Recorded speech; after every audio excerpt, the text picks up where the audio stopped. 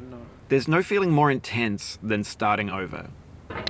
If you deleted your homework the day before it was due, as I have, or if you left your wallet at home and you have to go back after spending an hour in the commute. If you won some money at the casino and then put all your winnings on red but it came up black. If you got your best shirt dry cleaned before a wedding and then immediately dropped food on it. If you won an argument with a friend and then later discovered that they just returned to their original view. Starting over is harder than starting up.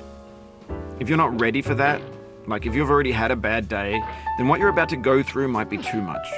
Feel free.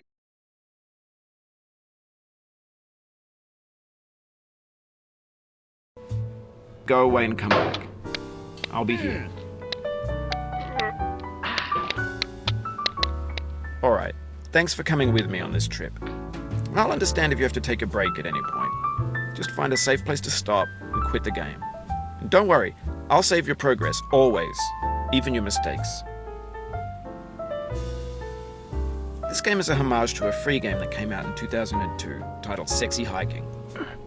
The author of that game was Jazzuo, a mysterious Czech designer who was known at the time as the father of B games.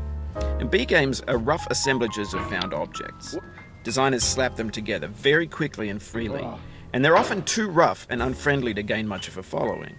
They're built more for the joy of building them than as polished products.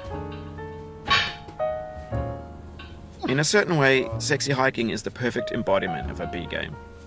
It's built almost entirely out of found and recycled parts, and it's one of the most unusual and unfriendly games of its time.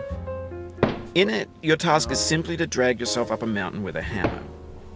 And that act of climbing, in the digital world or in real life, has certain essential properties that give the game its flavor. No amount of forward progress is guaranteed. Some cliffs are too sheer or too slippery, and the player is constantly, unremittingly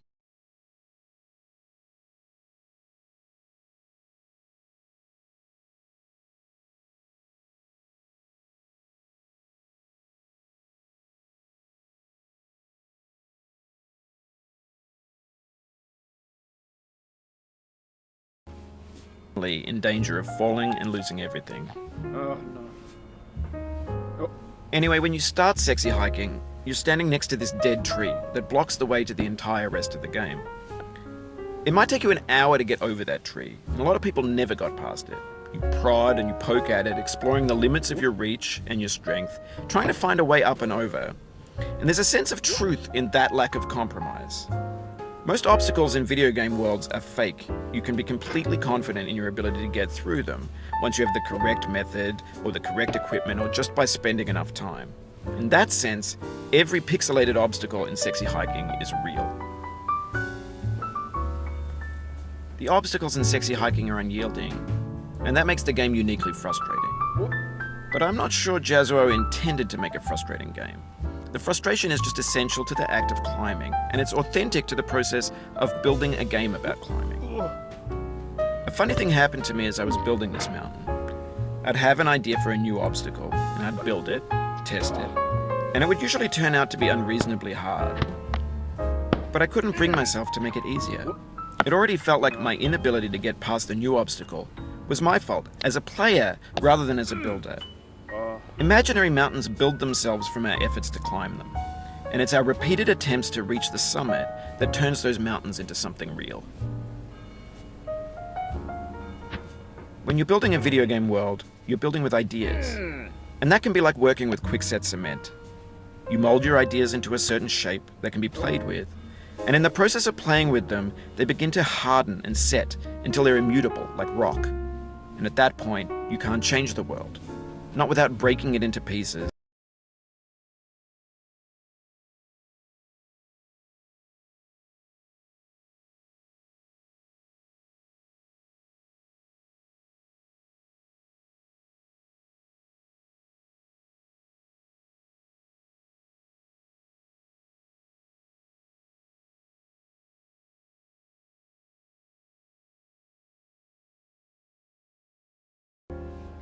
And starting fresh with new ideas.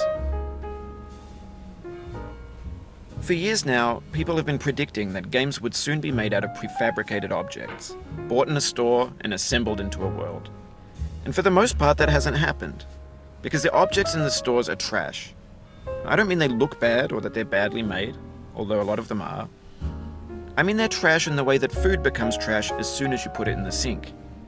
Things are made to be consumed and used in a certain context, and once the moment is gone, they transform into garbage. In the context of technology, those moments pass by in seconds.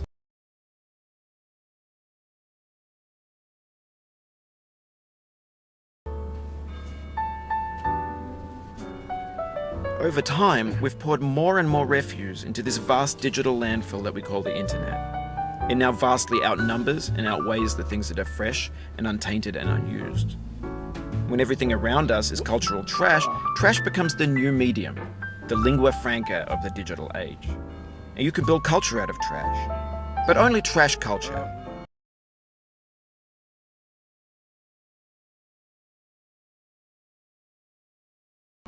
B games, B movies, B music, B philosophy.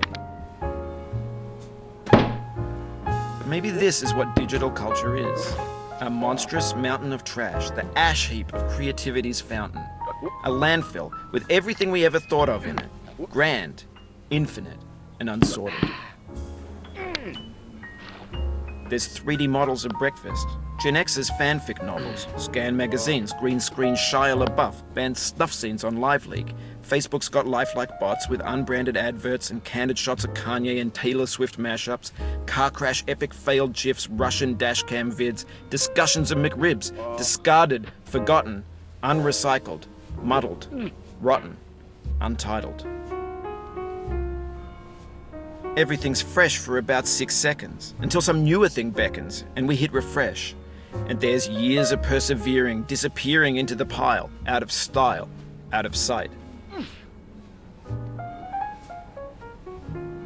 In this context, it's tempting to make friendly content that's gentle, that lets you churn through it but not earn it. Why make something demanding if it just gets piled up in the landfill, filed in with the bland things? When games were new, they wanted a lot from you. Daunting you, taunting you, resetting and delaying you. Players played stoically. Now everyone's turned off by that. They want to burn through it quickly, a quick fix for the fickle, some tricks for the clicks of the feckless. But that's not you, you're an acrobat. You could swallow a baseball bat. Now I know, most likely you're watching this on YouTube or Twitch, while some dude with 10 million views does it for you. Like a baby bird being fed chewed up food. That's culture too. But on the off chance that you're playing this, what I'm saying is, trash is disposable, but maybe it doesn't have to be approachable. What's the feeling like? Are you stressed? I guess you don't hate it if you got this far. Feeling frustrated? It's underrated. An orange is sweet, juicy fruit locked inside a bitter peel. That's not how I feel about a challenge. I only want the bitterness. It's coffee. It's grapefruit. It's licorice.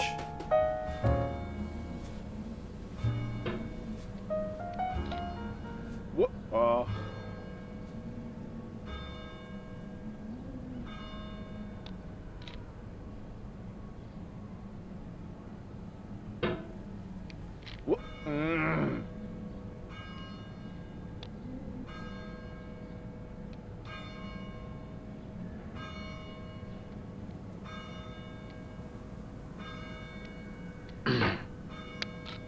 It feels like we're closer now. Composer and climber, designer and user. You could have refused, but you didn't. There was something in you that was hidden, that chose to continue.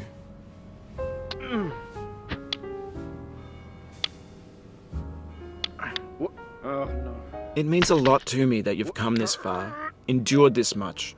Every wisecrack, every insensitivity, every setback you've forgiven me is a kingly gift that you've given me.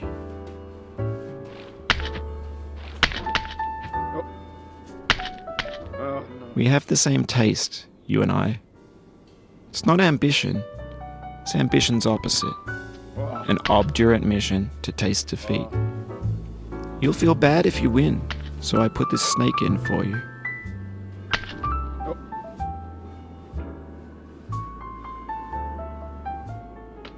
Have you thought about who you are in this? Are you the man in the pot, Diogenes? Are you his hand? Are you the top of his hammer? I think not. Where your hand moves, the hammer may not follow, nor the man, nor the man's hand.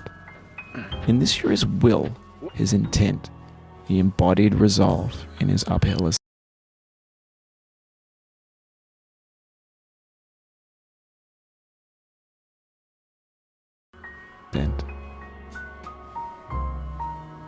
Now, you've conquered the ice cliff, the platforms, the church, and the rectory, the living room and the factory, the playground, the construction site, the granite rocks, and the lakeside. You've learned to hike. There's no way left to go but up, and in a moment I'll shut up. But let me say, I'm glad you came. I dedicate this game to you, the one who came this far. I give it to you with all my love.